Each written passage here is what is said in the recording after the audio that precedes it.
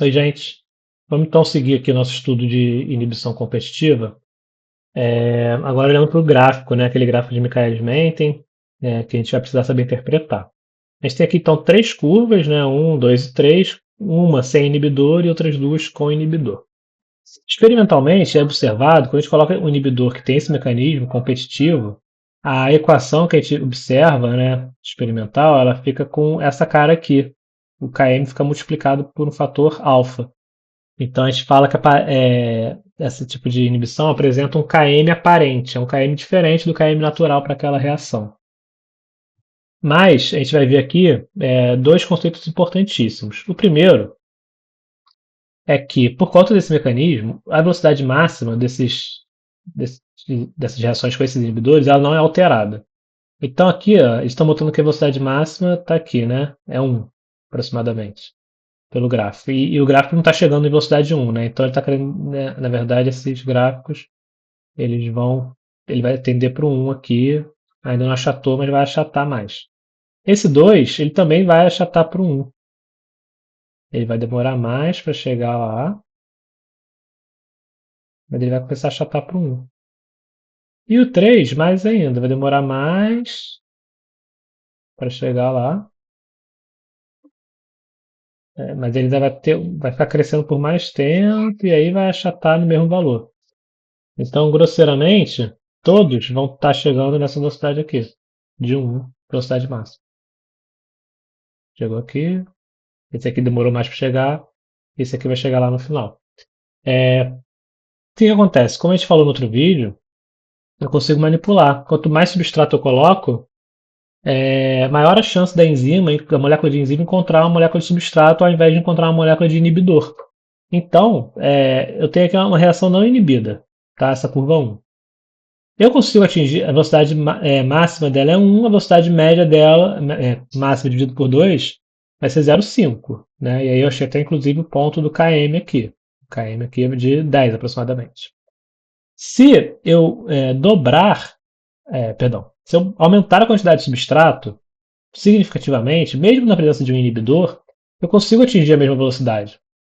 Só que eu vou precisar de muito mais substrato. Por quê? Porque eu vou aumentar a chance da enzima encontrar o substrato e não o inibidor. Agora, se eu tenho um inibidor mais potente, eu vou precisar, para atingir a mesma velocidade, de uma quantidade muito maior de substrato. Então, essa curva 3 está mais potentemente inibida. Eu preciso de 40 micromolar de substrato para atingir a mesma velocidade que nessa outra curva aqui, com menor inibição, eu preciso de 20. E na verdade, nessa reação sem inibição nenhuma, eu preciso de 10. Né? Então a gente percebe que numa inibição competitiva, a velocidade máxima não é alterada, isso é um conceito importante. Não é alterada porque eu consigo colocar substrato pra caramba. Né? Se eu colocar substrato pra caramba, eu consigo atingir essa velocidade máxima. Então ela não é alterada. Só que ela é mais difícil de ser atingida.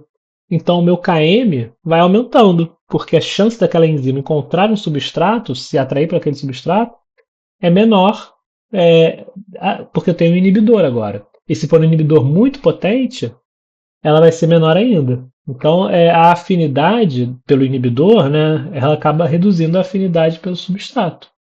Tá? Então eu consigo dizer que a curva 3 aqui é a mais potentemente inibida, não porque ela atinge uma velocidade final diferente. Ela vai atingir a velocidade final igual. É que o gráfico aqui não está mostrando, ele está cortado antes, mas elas vão atingir a mesma velocidade de massa. A questão é a quanto substrato eu preciso para atingir determinada velocidade. Então, para qualquer momento aqui, se eu pegar essa velocidade aqui de quase 0,6, qualquer velocidade que eu vou escolher a velocidade de 0,8. Qualquer velocidade dessas, eu vou precisar de uma quantidade menor de substrato na curva não inibida, uma quantidade maior na curva moderadamente inibida, uma quantidade maior ainda na curva altamente inibida, potentemente inibida. Né? Então, eu acho que é isso. Os dois conceitos que são fundamentais a gente saber é a velocidade máxima não é atingida e o Km ele é alterado. O Km aparente fica maior. Se o Km está maior, eu tenho menor afinidade pelo substrato, a minha reação ela vai ter menos facilidade para atingir uma determinada velocidade. Tá bom?